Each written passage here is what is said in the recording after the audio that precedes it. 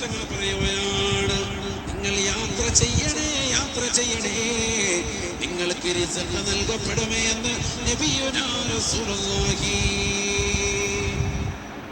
യാത്ര ചെയ്യണം, എങ്കിൽ റിസ്ക് വിശാലമാകും. എന്തൊക്കെ മനുഷ്യന് വേണമോ ജീവിതത്തിൽ, ആ കാര്യങ്ങളെല്ലാം ഒരുമിച്ച് കൂട്ടുന്നതിനാണ് റിസ്ക് എന്ന് പറയുന്നത്. അത് മുഴുവനും ലഭിക്കണമെങ്കിൽ വീട്ടിലിരുന്നാൽ പോരാ. സാഫിറു തുർസഖു, നിങ്ങൾ യാത്ര നിങ്ങൾക്ക് റിസ്ക് നൽകപ്പെടും. സയ്യിദുനാ റസൂലുള്ളാഹി. സമ്പത്തുണ്ടായിട്ട് കാര്യമില്ല, ആ ഉള്ളതനുസരിച്ച് ഇടയ്ക്ക് നല്ല റാഹത്തായ യാത്ര, വർഷത്തിലെങ്കിലും നല്ല യാത്രകൾ ചെയ്യണം. അല്ലാഹു തൗഫീഖ് നൽകട്ടെ. നബിയുനാ റസൂലുള്ളാഹി അല്ലാഹുവിന് പൊറുക്കാൻ പറ്റാത്തൊരു പാപമുണ്ടേതാ? ഏതെന്നറിയോ? നീ ഒരു പാപം ചെയ്തിട്ട് കഅബാലയത്തിൽ വർഷാവർഷം പോകാറുണ്ട്. എന്തിനാ പൈസ മുടക്കി പോണേ? ലക്ഷങ്ങൾ മുടക്കിയിട്ട് ഹജ്ജിന് പോകുന്നവരുണ്ട്, ഉംറയ്ക്ക് പോകുന്നവരുണ്ട്. എന്തിനാ പോണേ?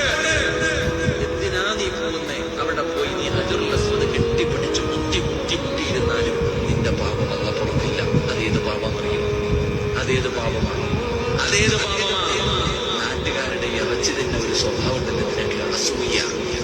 എടാ, നാട്ടുകാരെ കുറിച്ച്, ഈ വഅദ് പറയുന്ന എന്നെ കുറിച്ച് നീ ആവശ്യമില്ലാത്ത കാര്യങ്ങൾ മുഴുവനും പറഞ്ഞിട്ട് ഈ കഅബാലയത്തിൽ പോയിട്ട് കാര്യമുണ്ടോ? ഒരു കാര്യവുമില്ല. നിന്റെ പാപം പൊറുക്കണമെങ്കിൽ എന്റെ മുന്നിൽ തന്നെ നീ വരണം.